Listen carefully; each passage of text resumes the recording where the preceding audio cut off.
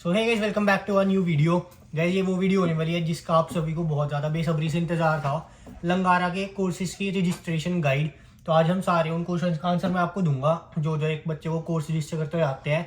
मुझे भी बहुत सारे डाउट्स है भाई, ये प्री रिक्विजिट हो गया, वेट लिस्टिंग हो गया, रजिस्टर क्यों नहीं हो रहे कोर्स, मतलब हम अपना जब ऑप्ट करते हैं वो क्यों रजिस्टर नहीं होता, सब पे बात करेंगे। और मैं बेसिकली ना आपको लंगारा की वेबसाइट से ही एक्सप्लेन करूंगा सारा, क्योंकि उधर से आपको ज़्यादा एक्सप्लेन हो जाएगा, सारी चीज़ें क्लियर क्लियर हो जाएंगी। और सबसे पहले ना हम दो तीन टॉपिक्स पे बात करते हैं कि जब आपको रजिस्टर करना है तो ये दो तीन चीज़ें ध्यान में रखनी है। एक तो ये आईआरसीसी का रूल है कि अगर आपको फुल टाइम स्टूडेंट होना है तो आपके क्रेडिट 6 से ऊपर होने चाहिए। अगर आपके क्रेडिट 6 या फिर 6 से नीचे हो गए तो आप एक पार्ट टाइम स्टूडेंट हो जाओगे। अब पार्ट टाइम का क्या है कि पार्ट टाइम में आपको वर्क परमिट में बहुत ज़्यादा प्रॉब्लम आएगी अपनी स्टडीज़ के बाद, तो आपको पोस्ट स्टडी वर्क परमिट मिलेगा नहीं या फिर बहुत कॉम्प्लिकेटेड हो जाएगा आपको मिलना। अब 6 से ऊपर क्रेडिट भाई 3 कोर्स लेके ही बनते हैं, क्योंकि एक कोर्स भी ना 3 क्रेडिट का होता है, तो इसलिए आपको 3 कोर्सेज लेने पड़ते हैं। 3 एंड अबव भी ले सकते हो। लंगारा में ना एक सेमेस्टर में आप 18 क्रेडिट्स ही ले सकते हो, ये वहाँ की डेडलाइन है कि आप 18 से ऊपर क्रेडिट नहीं ले सकते। तो मतलब 6 कोर्स हो गए, या कुछ कोर्सेज 4 क्रेडिट के भी होते हैं। और भाई इस वीडियो में ना बने रहना, मैं आपको लास्ट में ना एक पैसे बचाने की ट्रिक भी बताऊंगा कि आप लंगारा में ना अपने कोर्स को रजिस्टर करके पैसे कैसे बचा सकते हो।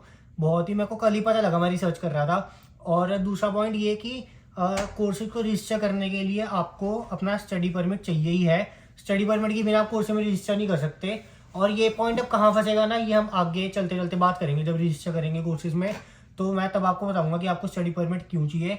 स्टडी परमिट नहीं, basically study permit approval letter चाहिए, जो कि आपको आईआरसीसी पे मिल जाती है। जब आपका पीपीआर आ जाती है तो वहाँ पे आपको स्टडी परमिट अप्रूवल लेटर 2 दिन के बाद आ जाती है, वो अपने साथ रखना। तो अब लंगारा की वेबसाइट पे चलते हैं और सारे मैं आपके क्वेश्चन पहले मैं ये बता रहा हूँ, पहले मैं प्रोग्राम करिकुलम समझाऊंगा आपको, डायरेक्ट रजिस्टर नहीं करा रहा। पहले हम प्रोग्राम करिकुलम समझेंगे, क्योंकि भाई काफ़ी बच्चों को ना प्रोग्राम करिकुलम अपना देखना ही नहीं आता कि उसमें वो चलता कैसे। बेसिकली करिकुलम हमें कौन से कोर्सेज कब ऑप्ट करने हैं, फर्स्ट ईयर में कौन से करने हैं, सेकेंड ईयर में कौन से करने हैं। और मेरी associate degree in computer science है, तो मैं उसके बेसिस पे आपको समझाऊंगा। ऐसा नहीं है कि बाकी कोर्सेज वाले नहीं समझ सकते। जो स्टेप्स में फॉलो करूंगा आप अपनी डिग्री के लिए वो स्टेप्स फॉलो कर लेना, तब भी आपको सारा समझ आ जाएगा। मेरी कंप्यूटर साइंस है तो मेरे को एक्सप्लेन करना आसान हो जाएगा, इसलिए मैं उससे एक्सप्लेन कर रहा हूँ। तो अब लंगारा की वेबसाइट पे चलते हैं और मैं आपको सारे एक्सप्लेन करता हूँ। तो वैसे हम लंगारा की मेन वेबसाइट पे आ चुके हैं, जो कि langara.ca है। और अब हम इस वेबसाइट पे सारा अपना प्रोग्राम एंड कोर्सेज का सर्च करेंगे कि क्या सिस्टम होता है। पहले प्रोग्राम करिकुलम समझेंगे हम। तो मेरा जैसे कंप्यूटर साइंस है तो मैं आपको उस बेसिस पे सारा समझाता हूँ। बाकियों का भी जिसका है मैं साथ साथ समझाता रहूँगा। मेरा जैसे मेजर कंप्यूटर साइंस डिग्री है एसोसिएट में, तो मैं उसका ज़्यादा समझाता हूँ आपको। बाकियों का भी भाई सेम ही है ऑलमोस्ट सारा, किसी का कुछ अलग नहीं होता। तो यहाँ पे ये सर्च बार है ना, जो हमने ना इधर अपना कोर्स डालना है, जो भी आपके ऑफर लेटर पे लिखा है ना वो डाल देना। जैसे मेरा एसोसिएट ऑफ कंप्यूटर साइंस था, मैं यहाँ से सर्च करूँगा। उसके बाद प्रोग्राम एंड कोर्सेज पहला लिंक ही आएगा, उसको ऑप्ट कर लेना है भाई। उसको ऑप्ट करने के बाद ना यहाँ पे associate of science degree in computer science थी मेरी, तो इसको ओपन करूँगा। फिर associate of science degree in computer science, अब ये प्रोग्राम करिकुलम खुल गया मेरा सारा।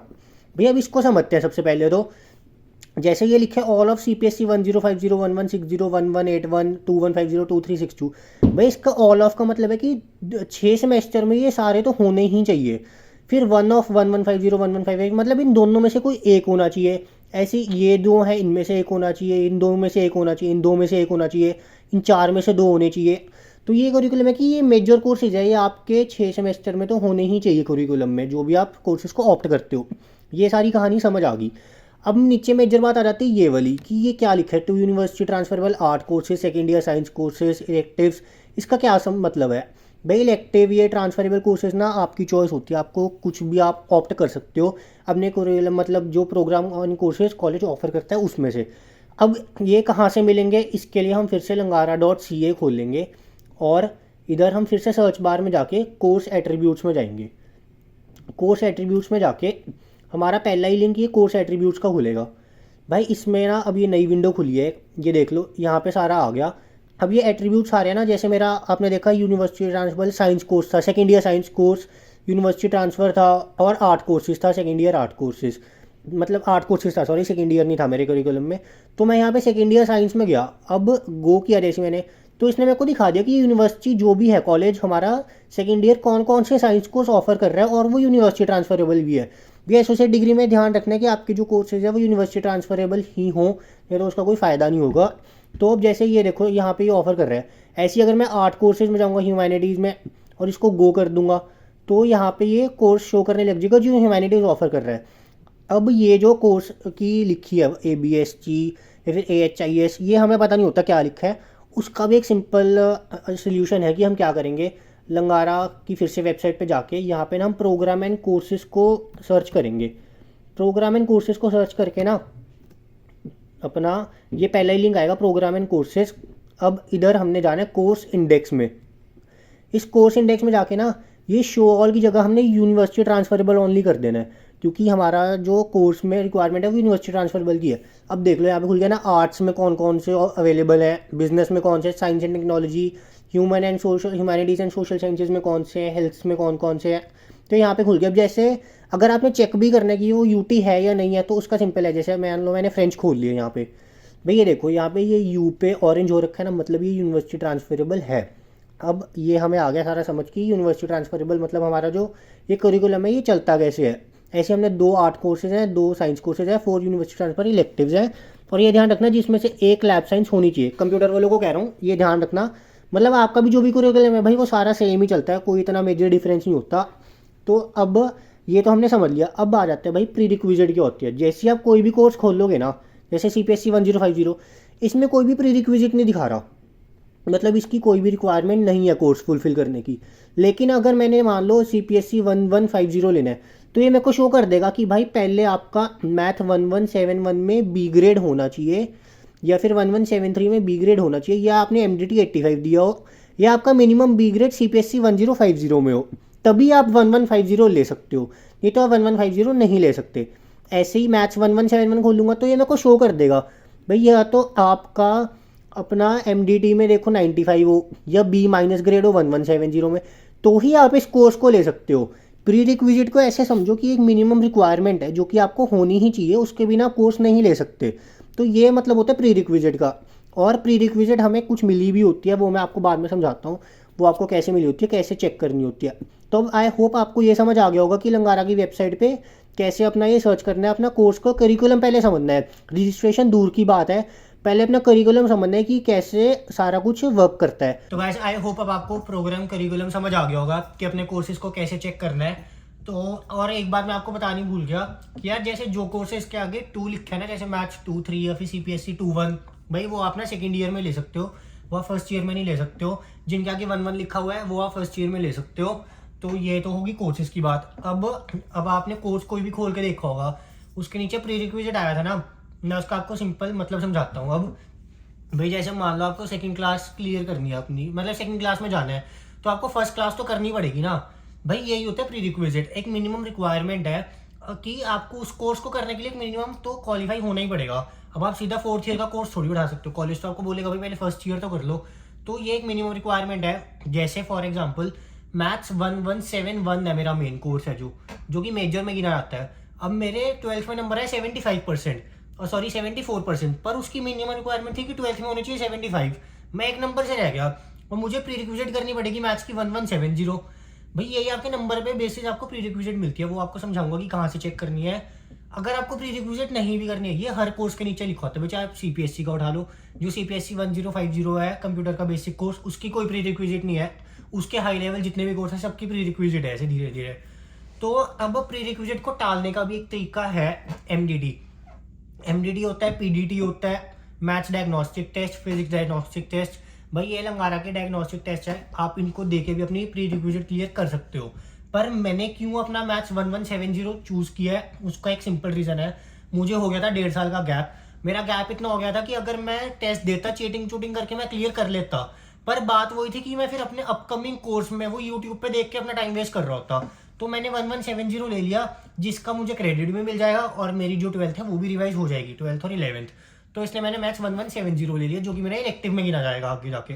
तो अगर आपने MDT देना आप MDT दे दो। और LET भी होता है लंगारा में, लंगारा इंग्लिश टेस्ट। मेरा LET 25 फेब को होने वाला है अभी। वो क्या है, जब आपने करिकुलम खोला होगा तो वहाँ पे CMNS और इंग्लिश के कोर्स आएंगे। भाई वो इंग्लिश का कोर्स करने के लिए ना आपको LET देना पड़ता है, LET 3 या 4 चाहिए। वो $45 का टेस्ट होता है, वो आप रजिस्टर कर सकते हो लंगारा की साइट पे ही। किसी को उसमें डाउट होगा कि कैसे रजिस्टर करना है तो मैं आपको वो भी समझा दूंगा बाद में किसी अपनी वीडियो में। तो एलईडी ऑन कैंपस होता है। जो एमडीडी और पीडीडी है, वैसे एमडीडी देते हैं हमें सारे लोग, पीडीडी बहुत कम लोग देते हैं। एमडीडी ऑनलाइन होता है, एमडीडी का जो पार्ट 2 होता है वो ऑनलाइन होता है, तो आपको इंडिया से भी दे सकते हो। पर जो एलईडी है भाई वो ऑन कैंपस ही होता है, A130 रूम में होता है। तो अपना एलईडी यहीं पे आके बुक करना, जल्दी से जल्दी दे देना, क्योंकि लंगारा का छोड़ो हर कॉलेज में यही सिस्टम है कि आखिरी में ना इंग्लिश फंस जाती है जाके। तो अपना एलईडी यहाँ पे क्लियर करके रखना, जब भी आपको मौका मिले अपने कोर्स उठा लेना। अब बात आ जाते हैं रजिस्टर करने पे कोर्सेज। आपने करिकुलम आपने समझ लिया, अब लंगारा का सिस्टम में चलते हैं, लॉगिन वगैरह करते हैं अंदर। तो वो तो यार मैं देखो ऑब्वियसली बता नहीं सकता, प्राइवेसी है अपनी, लेकिन मैं अभी यहाँ पे ना स्क्रीनशॉट्स अपने लगा दूंगा कि कैसे क्या चलता है। तो सबसे पहले हमने क्या करना है, लंगारा का स्टूडेंट इन्फॉर्मेशन सिस्टम, इसमें लॉगिन कर लेना है।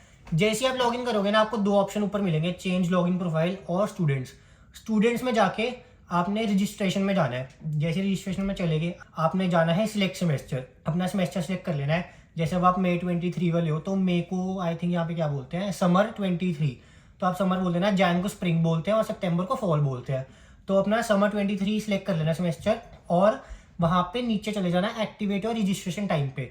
भाई ये सब आपको पता लगेगा मेल के थ्रू, इसकी कोई डेट्स नहीं होती है, मेल जाती है आपको। और अगर आपको मेल पता वैसे भी रखना है कि कब मेल आएगी, तो आप क्या करो, सिंपल lambara.ca पे जाके रजिस्ट्रेशन एंड रिकॉर्ड्स में चले जाओ।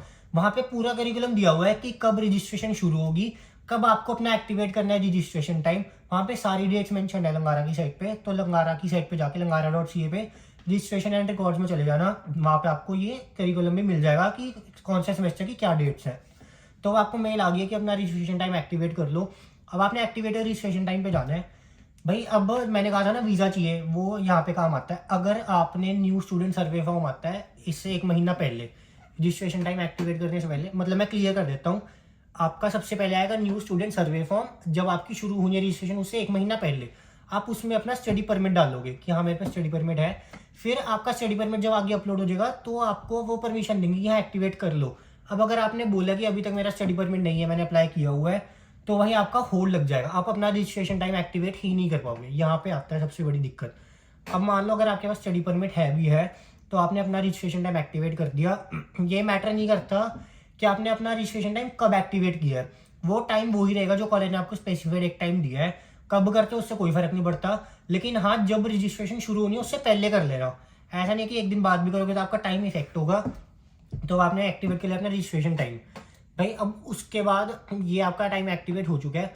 अब आपको ये भी समझ आ गया होगा कि मैंने कौन कौन से कोर्सेज लेने हैं। अब मैं अपना बता देता हूँ, मैंने फर्स्ट सेमेस्टर क्या क्या लिया है। सब बहुत पूछते हैं लोग, आपने क्या लिया है। मेरा कंप्यूटर को साइंस है एसोसिएट, तो मैंने CPSC 1050, फिजिक्स 1118, METH मैथ 1170, ये 3 कोर्स मैंने लिए हुए हैं। मैं आपको समझा देता हूँ कैसे कैसे लिए हैं।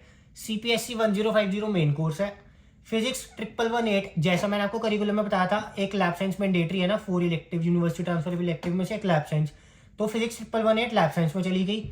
जो मैथ 1170 है वो मेरा प्री रिक्विजिट क्लियर करनी थी, तो वो मेरा यूनिवर्सिटी ट्रांसफरेबल इलेक्टिव में चला गया। 4 थे ना एटलीस्ट, जिसमें से एक लैब साइंस थी। अब 2 इलेक्टिव बर्न हो गया मेरे, तो आप समझ गए मैंने कैसे कैसे लिया है। CPSC 1050 मेन कोर्स हो गया, बाकी 2 इलेक्टिव चले गए। ये मैंने अपना कोर्स रजिस्टर ये करे है। आपको भी ऐसे समझ आ गया कि मैंने कौन कौन से कोर्स रजिस्टर करने हैं। कंप्यूटर वाले तो भाई CPSC 1050, METH 1171 अपना प्री रिक्विजिट क्लियर करके ये 2 कोर्स ही ले सकते हैं मेन में फर्स्ट सेमेस्टर में, और इसके अलावा कुछ नहीं मिलता। एक इलेक्टिव आपको लेना ही पड़ता है, क्योंकि बाकी सारे कोर्सेज की प्री रिक्विजिट है CPSC 1050। तो मैंने ये 3 कोर्स इस हिसाब से लिए थे। अब आपने क्या करना है, एक्टिवेट रजिस्ट्रेशन टाइम करने के बाद आपने जाना है रजिस्ट्रेशन ओवरराइड्स में। प्री रिक्विजिट आपको यहाँ से पता लगेगी कि आपकी प्री रिक्विजिट कौन कौन सी मिली आपके 12th के स्कोर के बेसिस पे। नीचे जैसे आप रजिस्ट्रेशन ओवरराइड्स में जाओगे, वहाँ पर आपको मेंशन होगा कि भाई हाँ ये प्री रिक्विजिट मिली हुई है, आप ये कोर्स डायरेक्टली ले सकते हो। जो इलेक्टिव्स हैं, जैसे भी आप इलेक्टिव्स उनमें से चुन सकते हो कोई भी। मुझे भी 5-6 मिली थी ऐसी, मैथ 1170 उनमें से एक थी, तो मैंने वो ऑप्ट कर ली। तो आपको रजिस्ट्रेशन ओवरराइड्स वहाँ से पता लग जाएगी। हाँ, अब आपने ओवरराइड्स चेक करने के बाद जाना है टाइम टेबल प्लानर में।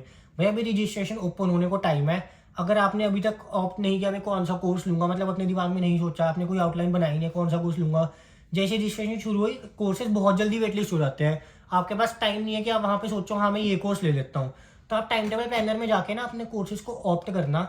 एक वहाँ पे विंडो खुलती है चूज कोर्स, तो उसमें आप कोर्स नंबर डाल देना, उतना इनफ होता है। जैसे 1050 डाल दो CPSC के लिए, तो वो इनफ होता है। वहाँ पे आपको ना उस सेमेस्टर का जो आपका अपकमिंग सेमेस्टर है उसके दिन और टाइम बता देगा कि इस दिन इस टाइम पे क्लास होगी, ऑनलाइन होगी, ऑफलाइन होगी, लैब होगा, क्या होगा।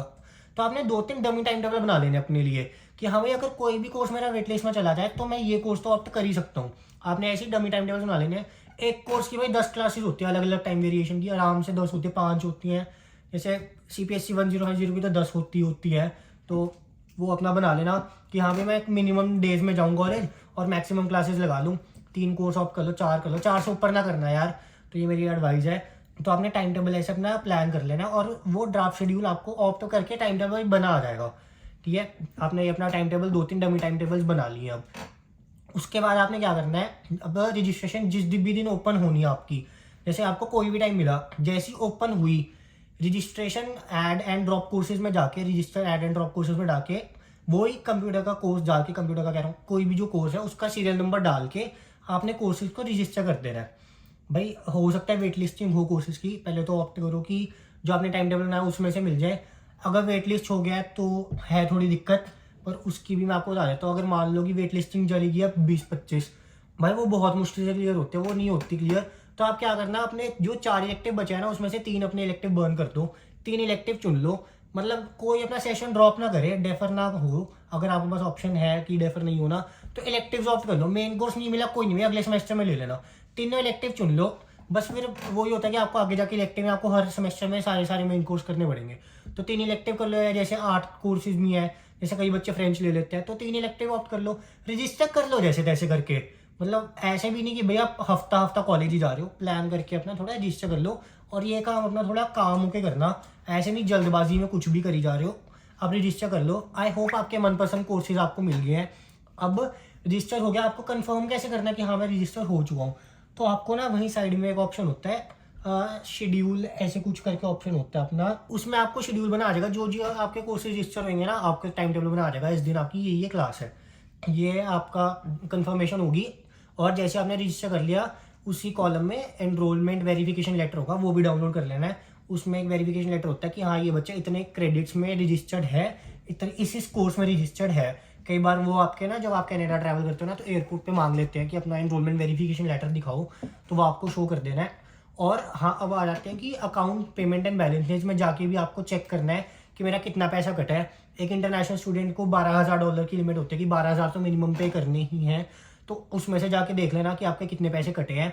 जो ड्यू बैलेंस होगा वो आगे आपके नेक्स्ट सेमेस्टर में कैरी फॉरवर्ड हो जाएगा। और जब भी आप नेक्स्ट सेमेस्टर में रजिस्टर करोगे, जो भी मिनिमम बैलेंस आपको एक्स्ट्रा पे करना होगा वो पे कर देना, और वो जो बैलेंस बचा हुआ है उसमें से फीस कट जाएगी आपकी। ये तो होगी अब आपकी सारी रजिस्टर करने की अपनी प्रक्रिया जो भी होती है। आई होप आपको प्री रिक्विजिट वाला क्लियर हो गया होगा, उसमें ही सबसे ज़्यादा डाउट होता है। उससे डरो मत, कोई चक्कर वाली बात नहीं है। कोई है तो MDT दे दो, नहीं तो आप कुछ भी कर सकते हो। जैसे CPSC 1050 की कोई प्री रिक्विजिट नहीं भाई, वो तो लो ही लो, उसमें वेट लिस्टिंग हो जाती है।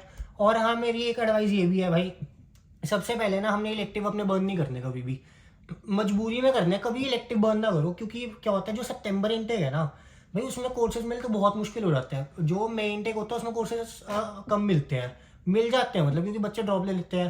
पर जो सितंबर वाले उसमें कोर्सेज मिलते ही हैं मेन वाले। रजिस्ट्रेशन की जो वेट लिस्टिंग है बहुत ज़्यादा जाती है।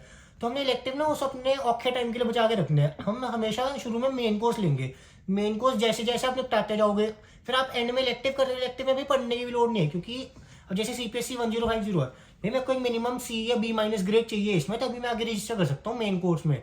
पर प्री रिक्विजिट का ऐसा कोई चक्कर नहीं है अपना उसमें। जो इलेक्टिव है, इलेक्टिव में तो आप जो मर्जी मिनिमम पास नंबर भी ले लोगे, इलेक्टिव आपकी क्लियर है क्योंकि आपको उसके क्रेडिट तो मिल ही गए हैं। पर जो मेन कोर्स अगर आपका वो फेल हो गया फिर आपको वो रिपीट करना पड़ेगा। यहाँ पे सप्ली सिस्टम तो है नहीं है, पूरा पूरा कोर्स रिपीट करना पड़ता है, पूरे पूरे पैसे वेस्ट होते हैं। तो ये ध्यान रखना अपना। और अब मैं आपको वो ट्रिक बता देता हूँ पैसा बचाने की, कि आप पैसे कैसे बचा सकते हो। भैया आपने करिकुलम में एक चीज़ नोटिस की होगी, 20 कोर्सेज 60 क्रेडिट।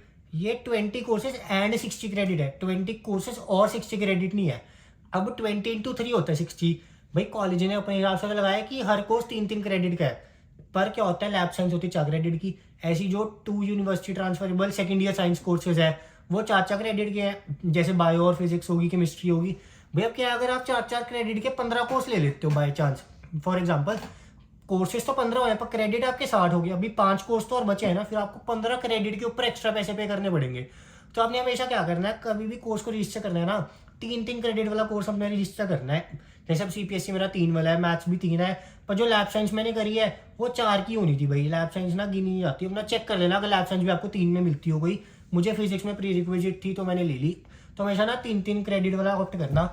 जो सेकेंड ईयर लैब साइंस है ना भाई, उसमें ना ज्योग्राफी भी होती है, वो 3 की होती है। अगर आपका अलग ही इंटरेस्ट है भाई बायो केमिस्ट्री फिजिक्स वगैरह में, तो हाँ ले लो। पर हाँ अपने आप ऐसे पैसे बचा सकते हो कि हाँ ऐसा ना करना कि 4 क्रेडिट वाले सारे कोर्स ले लो। फिर वो ये भी जितने आपके क्रेडिट तो बढ़ते जाएंगे, पर 20 कोर्स तो आपको मिनिमम करने ही है। जब तक 20 नहीं होंगे वो आपको डिग्री देंगे नहीं। तो आपके कोर्स तो 20 हो जाएंगे, पर एक क्रेडिट आपके 64-65 चले जाएंगे। अब एक क्रेडिट ही आपको पता है $625 है लंगारा में, 625.4 का। वो इंटू इतने पैसे आपके बढ़ते जाएंगे। अगर 3 क्रेडिट भी ऊपर हुए, $2000 सीधा ऊपर चले गए, तो भाई अपने ऐसे आप पैसा बचा सकते हो। मुझे ना ये कल रिसर्च करते हुए ट्रिक पता लगी थी। तो आई होप कि आपको रजिस्ट्रेशन को लेके सारे डाउट क्लियर हो गए होंगे। अगर अभी भी कोई डाउट है ना भाई, तो आप मुझे मैसेज कर सकते हो, कमेंट में ड्रॉप कर सकते हो क्या डाउट है। मैं जितना हो सकेगा मैं उतना आपको क्लियर करूँगा।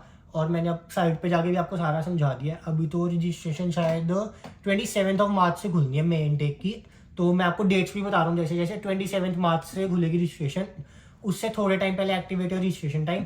और आई थिंक फेब में शायद न्यू स्टूडेंट सर्वे फॉर्म भी निकल जाएगा, जिसमें आपने अपना वीज़ा अपलोड करना है। और कोई टेंशन वाली बात भी नहीं है भाई इतनी ज़्यादा।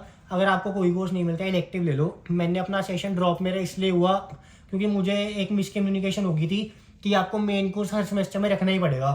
पर आपने मेरे ब्लॉग में अर्नब भाई देखा होगा भाई, वो तीनों अपने इलेक्टिव लेके आया हुआ है, वो भी अब कंटिन्यू कर रहा है अपनी स्टडीज़। कोई ऐसे चक्कर वाली बात नहीं, आप तीनों इलेक्टिव ले लो। पर मेरी एडवाइस ये है, अपने इलेक्टिव बचा के रखना। और यहाँ पे आते ही LED दे देना। मैंने LED अभी फिल कर दिया भाई। मान लो इंग्लिश क्लियर हो जाता है, अब मैं नेक्स्ट सेमेस्टर में CPSC मैथ और इंग्लिश ले लूंगा। तीनों मेन कोर्स हो गए। सितंबर में मान लो कोई मेन कोर्स नहीं भी मिलता, 3 इलेक्टिव करके मैं स्टूडेंट तो रहूंगा, ड्रॉप तो नहीं लिया ना मैंने। आपकी डिग्री में ड्रॉप तो नहीं आया ना। तो इसलिए हमने मेन कोर्स हमेशा ज़्यादा से ज़्यादा करने की कोशिश करनी है। इलेक्टिव आखिरी के लिए बचा के रखना है। और इलेक्टिव भाई वैसे तो होता है इंटरेस्ट लायक अपने, कि आपका जो इंटरेस्ट है वो इलेक्टिव लो। अगर आप ऐसे भी किए ठीक है यार जो मर्जी ले लूँगा मैं, तो कोई आसान सा ले लेना, ज़्यादा मुश्किल ना लो, क्यों वर्कलोड बढ़ाना अपना। और जैसे 20 कोर्सेज है तो भाई 6 सेमेस्टर में ऐसे ही होता है कि 2 सेमेस्टर आपको 4 कोर्स लेने ही पड़ेंगे, बाकी सारे कोर्स आपको 3 कोर्स लेने पड़ेंगे एक सेमेस्टर। तो किसी भी 2 कोर्स में किसी भी 2 सेमेस्टर में 4 कोर्स रख लेना, तो आपके 20 कोर्सेज अपना 2 साल में कंप्लीट हो जाएंगे। तो ये कुछ होता है अपना। बाकी भी साइट समझनी बहुत आसान है, आपको समझ आ गया होगा कोर्स एट्रीब्यूट्स कहाँ से देखने हैं, यूनिवर्सिटी ट्रांसफर कैसे देखना है। एसोसिएट डिग्री में खासकर आपके सारे कोर्सेज यूनिवर्सिटी ट्रांसफरेबल होने चाहिए, क्योंकि आप जब आगे ट्रांसफ़र करोगे तो आपके कोर्सेज फिर ऐसे मानने नहीं जाएंगे। तो उसका ध्यान रखना। और आई होप आपको सारे डाउट्स क्लियर हैं। तो इस वीडियो को भी यहीं एंड करते हैं भाई। जो भी स्टूडेंट्स देख रहे हैं, अगर आपका भी लंगारा में कोई नोन हो तो उससे वीडियो शेयर कर देना। मुझे भी बहुत सारे डाउट्स होते थे जो क्लियर नहीं हो पाते थे यूट्यूब से भी कहीं से भी, क्योंकि कोई ऐसी वीडियो थी नहीं। तो अगर आप ऐसे कोई नोन में है तो आप ये वीडियो शेयर कर सकते हो, उनको भी काफ़ी हेल्प हो जाएगी। तो इस वीडियो को यहीं एंड करते हैं। आई होप आपको वीडियो बहुत अच्छी लगेगी। वीडियो को लाइक कर दो, कमेंट कर दो, शेयर कर दो, चैनल को सब्सक्राइब करने के साथ बेल नोटिफिकेशन ऑन कर दो। मिलते हैं नेक्स्ट वीडियो।